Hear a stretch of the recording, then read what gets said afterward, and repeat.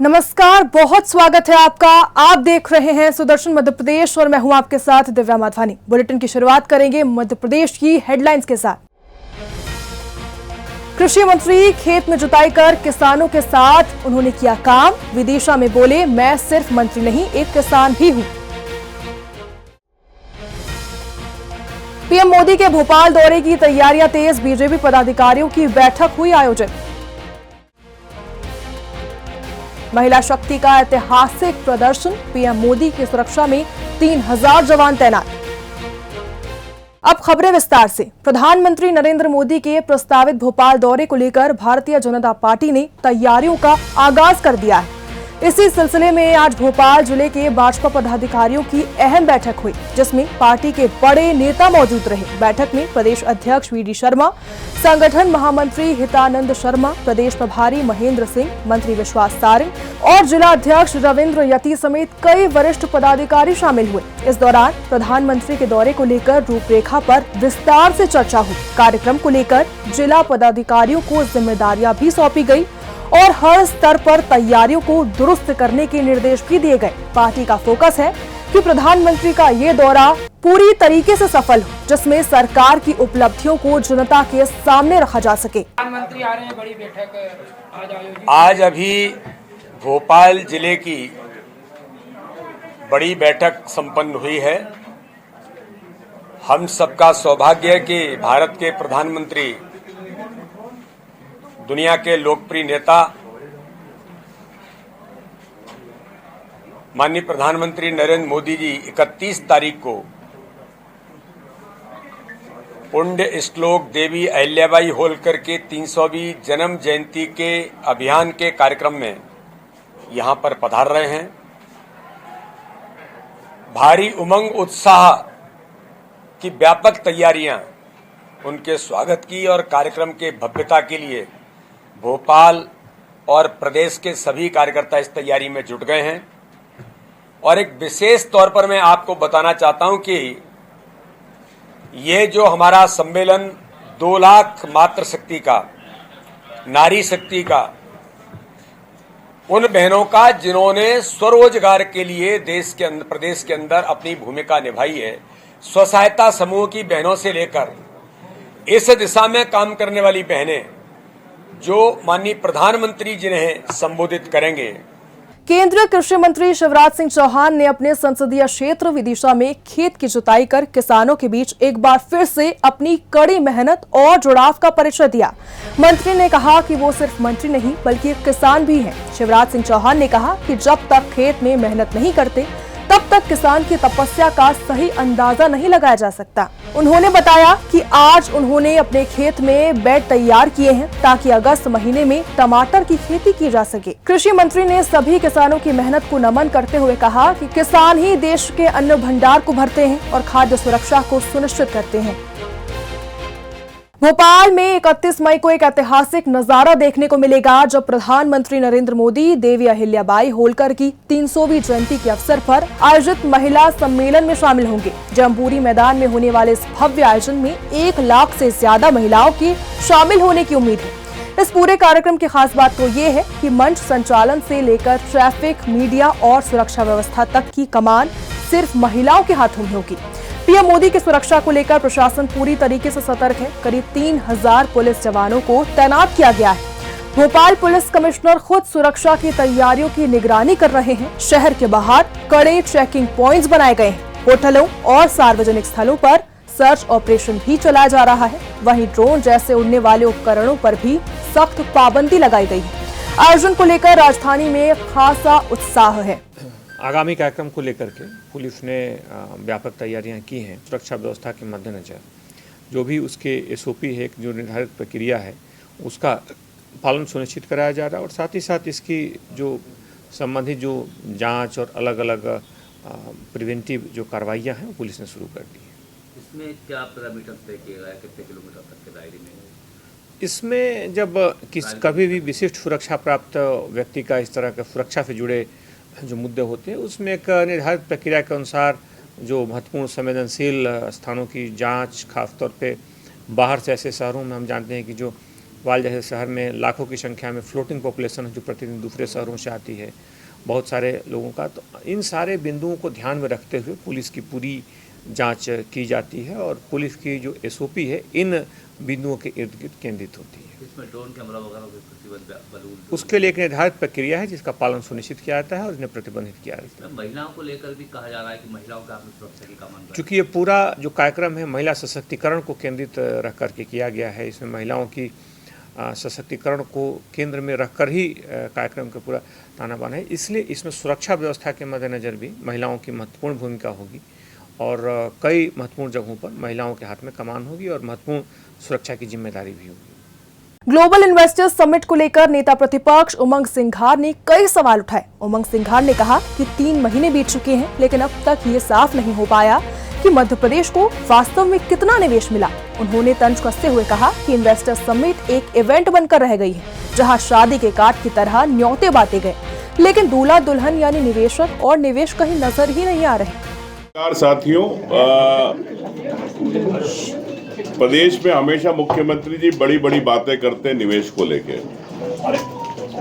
इसके पहले आपने देखा ग्लोबल इन्वेस्टर मीट हुई हो गया था ना फोटो यार, और इसके बाद अभी 14 मई को आप बेंगलोर गए थे। तो मैं समझता हूं कि मुख्यमंत्री जी की यात्राएं निवेश की यात्रा नहीं है, सिर्फ इवेंट की यात्रा है। उज्जैन में अतिक्रमण के खिलाफ प्रशासन की बड़ी कार्रवाई सामने आई है। मुस्लिम बहुल इलाके में उज्जैन विकास प्राधिकरण और नगर निगम की संयुक्त टीम ने भारी पुलिस बल के साथ अवैध संपत्तियों पर बुलडोजर चलाया। कार्रवाई उन 28 संपत्तियों के खिलाफ की जा रही है जो या तो बिना लीज नवीनीकरण के बेची गई हैं या फिर जिन पर अवैध निर्माण किया गया। पहले चरण में 3 संपत्तियों पर कब्जा हटाया गया। जैसे ही कार्रवाई शुरू हुई इलाके में हड़कंप मच गया और कई लोग सड़कों पर बैठकर विरोध करने लगे। हालात को काबू में रखने के लिए महाकाल मंदिर जाने वाले रास्ते अस्थायी रूप से बंद करने पड़े। मौके पर पहुंचे अफसरों ने मुस्लिम समाज और शहर काजी से बातचीत कर विरोध को शांत कराया। इसके बाद स्थानीय लोगों ने खुद ही कुछ अतिक्रमण हटाना शुरू कर दिया। प्रशासन का कहना है कि ये कार्रवाई पूरी तरह नियमों के तहत है।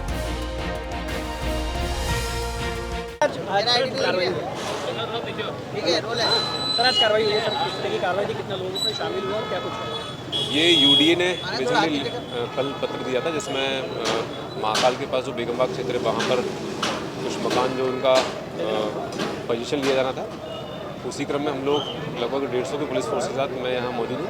हम लोग यहाँ इसलिए उपस्थित हैं ताकि कहीं कोई इस पूरी कार्रवाई में कानून व्यवस्था की स्थिति निर्मित ना हो, कहीं कोई न्यूसेंस क्रिएट ना हो, पूरी कार्रवाई जो है निष्पादित हो।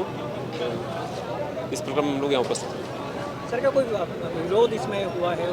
इसमें मॉर्निंग में काफ़ी लोग यहाँ इकट्ठे हुए थे, तो हम लोगों ने जो भी संबंधित पक्ष थे उनसे बात की है। सभी लोग इसमें एसडीएम मौजूद थे, यूडीए की ओर से कुछ डेलीगेट से एसओ मौजूद था। हम लोगों ने बात करके कन्विंस किया है, लोगों ने सहमति दी है। उसके बाद हम लोग इसको खाली कराने के बाद पोजीशन की कार्रवाई करेंगे। जिस पे कब्जा लेना था और क्या कुछ उज्जैन विकास, ये चूँकि पूरी जो हम क्षेत्र देख रहे हैं उज्जैन विकास प्राधिकरण की योजना है और इस योजना के अंतर्गत लगभग 1.5 साल पहले उज्जैन विकास प्राधिकरण संचालक मंडल द्वारा लगभग 28 से 28 ऐसी प्रॉपर्टीज़ हैं जिसमें कि लोगों ने जो लीज़ की शर्तों का उल्लंघन किया गया था और इनकी लीज़ पूर्व में ही ख़त्म हो चुकी, 2014-15 में ख़त्म हो गई थी। उसके बाद भी चूँकि लीज़ की शर्तों का उल्लंघन था, रेसिडेंशियल की दी गई थी, कमर्शियल निर्माण हो रहे थे, कमर्शियल ऑपरेशन हो रहे थे। साथ ही और भी ऐसी शर्तें थी जैसे कि आपने बिना प्राधिकरण की परमिशन के उसका ट्रांजैक्शन कर दिया या फिर जो एक भूखंड आपको दिया गया उसके और मल्टीपल टुकड़े कर दिए गए। तो लगभग 1.5 साल पहले इसे 28 लीज को निरस्त किया गया था। उसी तारतम्य में ये जो 2 प्रॉपर्टीज़ में टोटल 3 केस थे, 49 नंबर और 55 नंबर, जिसमें सेक्शन 248 जो MPLRC का होता है, चूँकि लीज निरस्त हो गई है तो फिर ये अतिक्रमण हो जाता है और MPLRC के सेक्शन 248 के अंतर्गत जो अतिक्रमण हटाने के अधिकार होते हैं उसके अंतर्गत प्राधिकरण के द्वारा इसमें अंतिम आदेश किया गया था सितंबर 2024 में।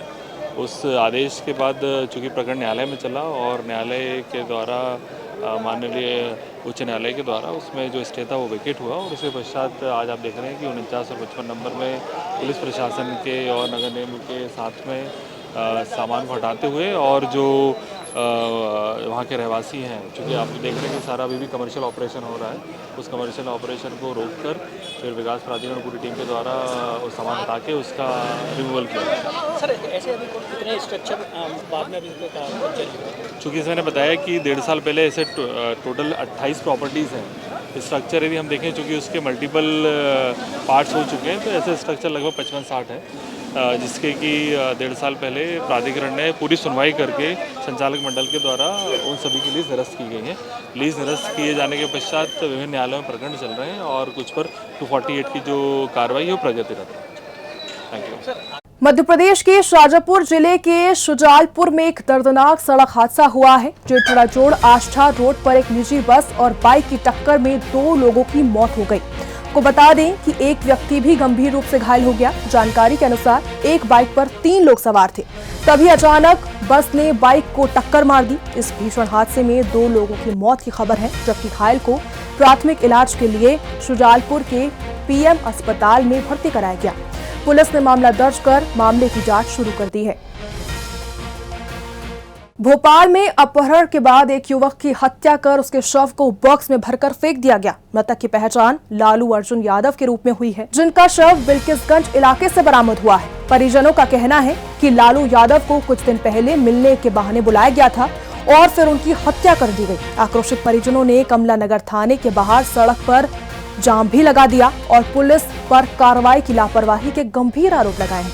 पुलिस को जांच में एक सीसीटीवी फुटेज भी मिला है, जिसमें 3 लोग एक बॉक्स ले जाते हुए नजर आ रहे हैं। बताया जा रहा है कि पुरानी रंजिश को लेकर ये वारदात को अंजाम दिया गया। मृतक पर पहले से ही कई आपराधिक मामले भी दर्ज हैं।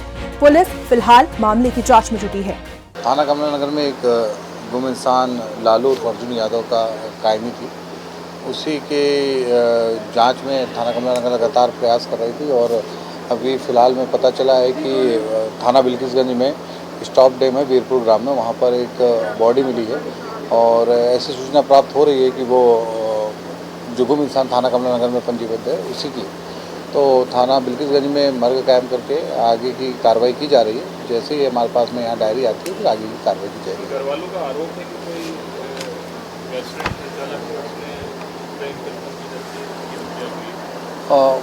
जो भी बिंदु हैं वो हम क्रमवार जांच कर रहे हैं उसमें, और जैसे हमारे पास में डायरी आती है वहाँ से और उसके बाद फिर आगे की कार्रवाई की जाती है। विवेचना में सारे बिंदुओं को शामिल कर लिया जाएगा। मेरे भाई के साथ इन लोग ने चोट की है। मेरे भाई को कैफे में बुलाया रक्षा ने और उसकी मम्मी ने और उसके भाई ने, तीनों ने मिलकर मेरे भाई को मार डाला। कैफे में बुलाया फोन करके कि आओ बैठ के बात करेंगे। रक्षा और मेरे भाई का अफेयर था।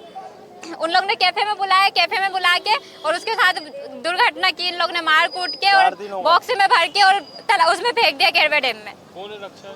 रक्षा गर्लफ्रेंड है मेरे भाई की, रक्षा नागेश्वर। रक्षा ने मारा, रक्षा के भाई ने मरवाया, रक्षा और उसकी मम्मी ने, और मारा उसके भाई ने।